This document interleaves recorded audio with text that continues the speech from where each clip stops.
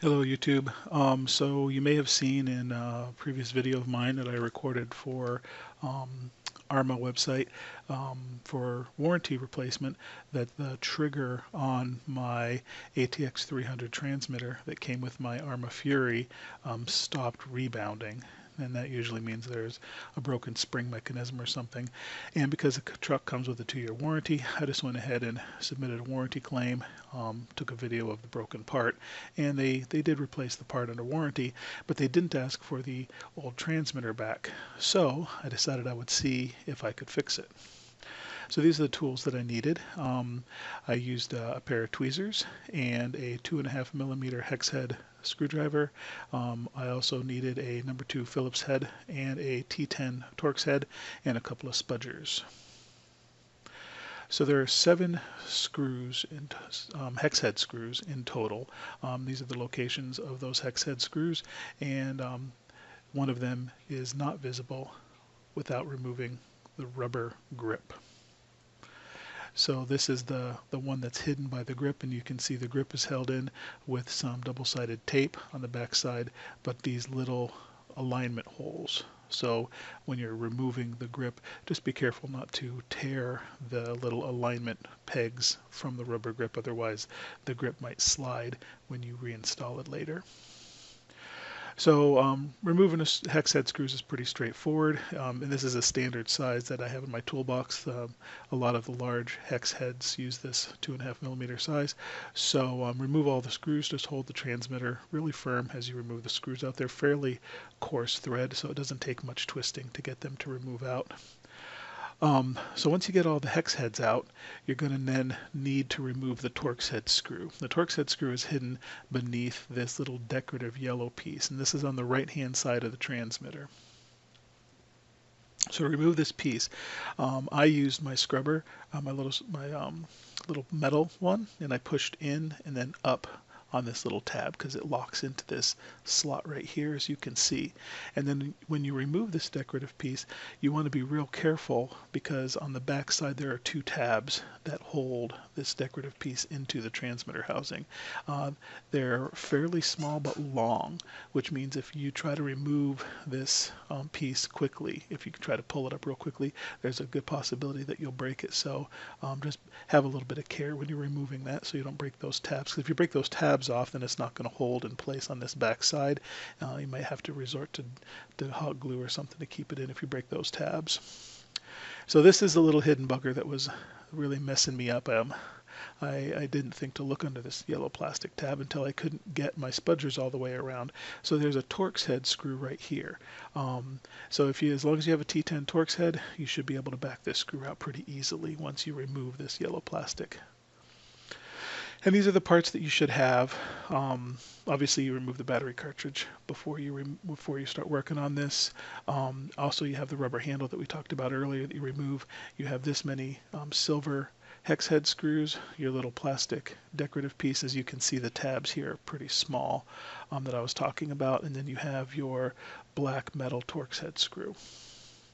So when you go to split the transmitter housing, I used my metal spudger and I used a plastic one to keep the housing from closing back up on me. But you need to be careful because there is this metal piece here. I believe this is the antenna for the transmitter, and it's taped to the back side of both halves of the housing. So when you remove the housing, this front part here of the housing, keep that in mind because this is going to end up sticking to one half of the housing. This is probably the trickiest part of the entire disassembly process. If you go too forcefully on this, you could break this line, this wire, or possibly this. So just be real careful when you're taking this little front part of the housing apart. And then you want to look for your spring. So this is the spring that rebounds the trigger. As you can see, there's a little hook part here that's missing. So this top hook part here is a double spiral, but this bottom hook part here is only a single spiral or possibly even just a J hook. At any rate, this spring portion broke. And this is just a standard 4-way Tamiya tool, so you can get an idea of how small this tiny little spring is. So I have no clue where to buy a spring like that, and you'd have to get it exactly the right size. So I didn't bother with that. What I did was I broke into my daughter's rainbow loom kit that she makes these little bracelets and stuff out of, and I stole one of her little rubber bands. And they're a big circle rubber band kind of a deal. So what I did was I twisted it 1/4 of a turn, and it turned the rubber band into an infinity kind of symbol here. And then I rolled it just a little bit, which turned that infinity symbol into a double loop, and I held it in place here with my tweezers. And then I used the tweezers to hook the rubber band around the bottom post on the transmitter throttle trigger, and then along the top part post of the other half of the transmitter throttle trigger. So you got to be real careful, because this bit here is not really held in by anything. It's just sort of sitting there by gravity. And it's held in place by this pin, which fits into something on the back side of here, I think. At any rate, it can be tricky to get the rubber band in there. But once you do, it works wonderfully. And I found that the tension on it is actually quite agreeable.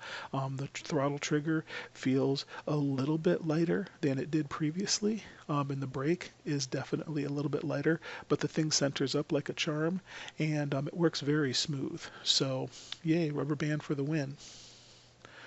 And then you just have to reverse the order that you took the thing apart, put it back together, and then this is what you should end up back with when it's all said and done. Remember when you're putting it back together, that antenna wire, which is what I believe it is, that sits down into this portion here, it kind of sits vertically in this section, that the wire doesn't get caught in any of the plastic ribbing on the inside of this transmitter housing. There is a tiny little groove for it to go. You'll see when you reassemble it where that wire lays down inside. The other part that's a little tricky is up here there's the button that you press that releases this steering wheel to rotate to the opposite side for lefties to use. There are two grooves that button, there's a little ridge on either side of the button that slide into the grooves into the transmitter housing. Once you get those two pieces in, the rest of it really just snaps together quite easily. The rubber, I just used the original tape that came with it. It stuck to the rubber bit. Putting the rubber handle back on, you want to make sure that all those little rubber pegs go into the holes along the handle. That keeps it from sliding up and down, and the tape is just there, I think, to keep the backside from sliding. You could probably use more double-sided tape, or maybe even some rubber cement, or some Goo Gone or something if you think the tape isn't holding this very well. If you do use Goo Gone, or not Goo Gone, I'm sorry, Shoe Goo. If you use a little bit of Shoe Goo, I would say use a very small amount, because you don't want to bulk this up any. So it's really pretty much it. Like I said, I found that the little rainbow loom rubber band spring thing gives a slightly lighter feel to the trigger, but it's certainly well within usability. And that should extend the life of this transmitter if that little spring is the only thing that's broken. I have no idea how long this rubber band will last. They seem fairly robust, and for the tiny little bit of pulling and tugging that it's going to do, it should last a good long while. And hey, if it does snap, not a big deal. You take the transmitter apart and replace the rubber band, because those things are less than pennies to buy a new one. You gotta buy them in like 100 or so. So there you have it. I hope this helps somebody out there get a transmitter up and running again. So if you like this, please give me a thumbs up, and if you've got any comments or questions, go ahead and post them, and I'll do my best to respond as quickly as I see them. Thank you.